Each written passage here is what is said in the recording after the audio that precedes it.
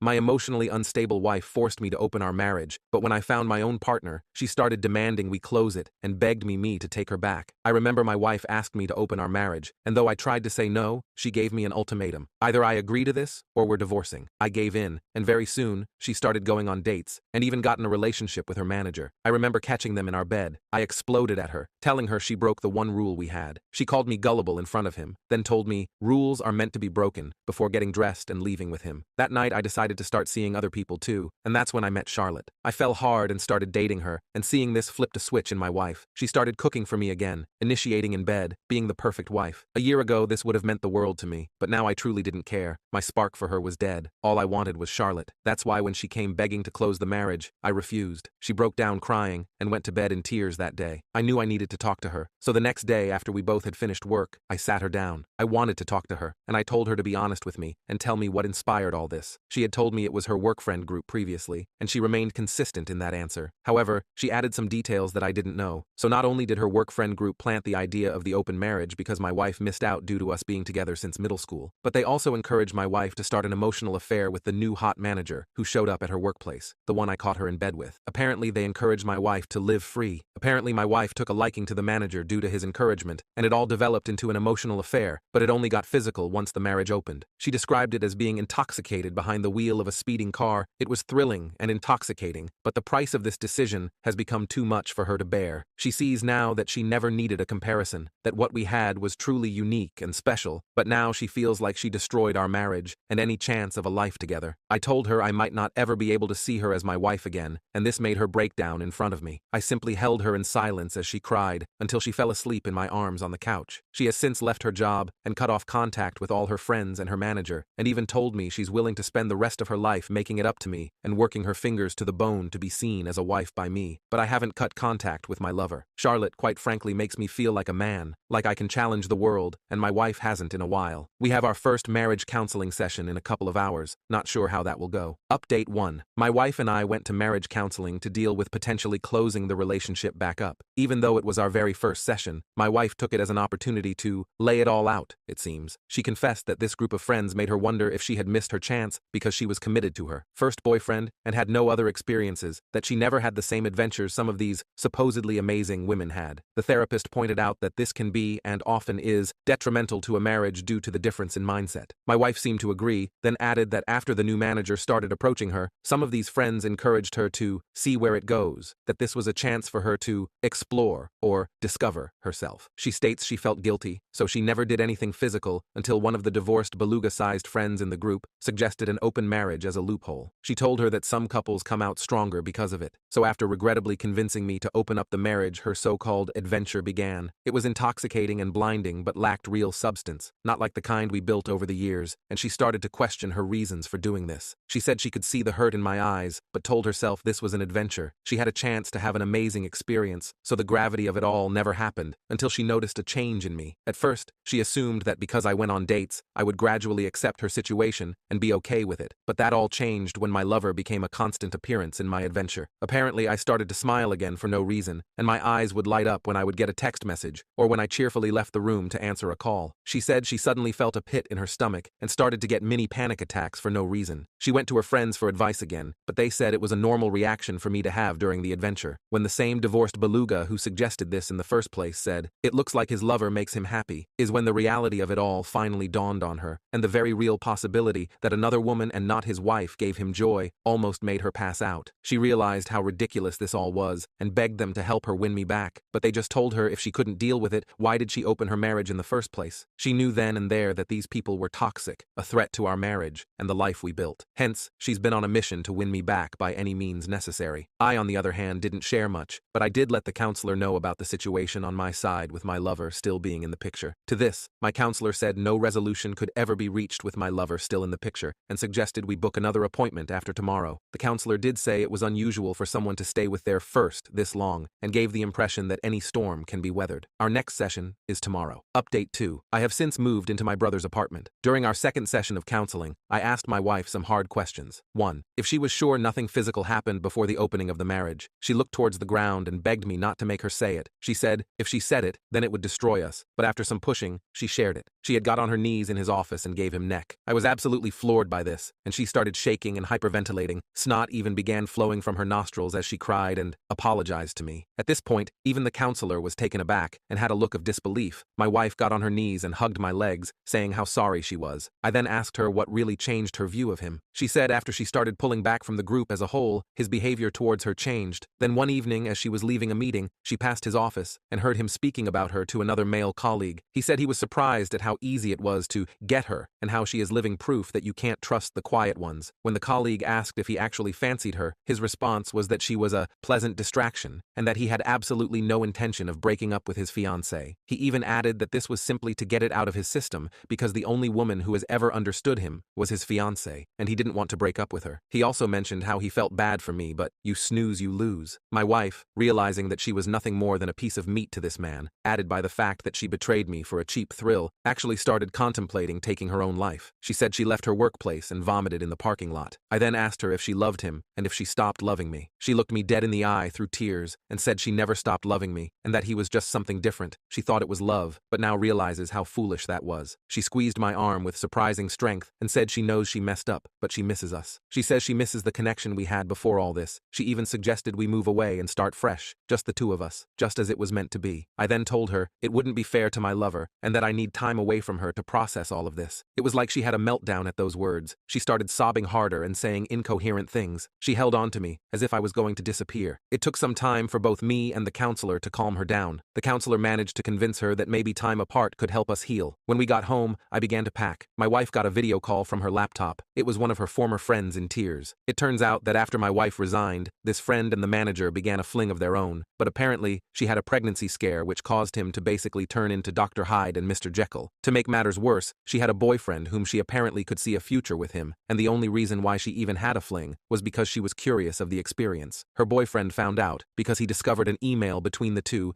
discussing the potential pregnancy, but the manager basically accused her of baby trapping him. Of course, he left her, and the reason why she made contact is because she was under the impression that my wife managed to save our marriage and was desperately seeking advice. I just turned and left and have been staying in the apartment ever since. Update 3. Turns out, the former friend who had the pregnancy scare with the manager was indeed pregnant. However, the stress of losing her boyfriend and being humiliated by the affair caused her to lose the baby. She basically turned ballistic and went full scorched earth on the manager. She exposed him to all upper management and his fiancée, who left him. The former friend actually got in contact with me. She wanted my side of the story because she was collecting evidence against him, but she wanted to do it in person, and I agreed. From the moment I saw her face, I knew she was broken. The dark circles under her eyes and her red-colored iris clearly showed she didn't get any sleep and was haunted by her own thoughts. She thanked me for agreeing to meet her and immediately apologized for her role in my wife's adventure. It turns out her and my wife spoke again, and that's when she learned I had moved out. She didn't shift the blame and wanted to take responsibility, hence why she wanted to meet in person. I thanked her for her efforts but asked her why she would go this far. She said losing both a child and the love of her life changed who she was at the core. She said she can hardly look in the mirror without feeling disgust, and she can hardly sleep because all she sees is her ex's face the day he found out. This woman clearly hated herself, and this meeting might have been a form of punishment for her. She tells me since fraternizing among co-workers is a breach of conduct, and more so because he was in a position of influence, he will most likely be fired and possibly blacklisted from that field as a whole. But the same may be true for her as well, and she has accepted it. She left after getting my side of the story and apologized again. I needed to get a few things from the old place, so I picked a time when I thought my wife wasn't home. Unfortunately, she was there, but what surprised me is that she had most of our wedding photos out on the coffee table, as well as others, and she was staring at them. When she noticed me, I could see she was crying. She tried to hug me, but I gently pushed her aside. She tried to offer me lunch, but I told her I wasn't hungry and that I wouldn't be long. I just needed a few things. Before I could proceed, she said she had something to show me. She pulled out her phone and showed me a message she received 2 days ago from her former manager who berated her. It was from a new number since she blocked his old one. Apparently, my wife helped her former friend expose him to all relevant parties and he was fuming. She thought by exposing the secret she was removing its power, as well as giving us a fighting chance. I told her I was glad that she had the courage to do that, but it doesn't change anything between us. I also informed her that I will be stopping marriage counseling, but will do individual counseling instead. This made her sob softly, and she said she understood. I know I am supposed to feel either elation of the actions taken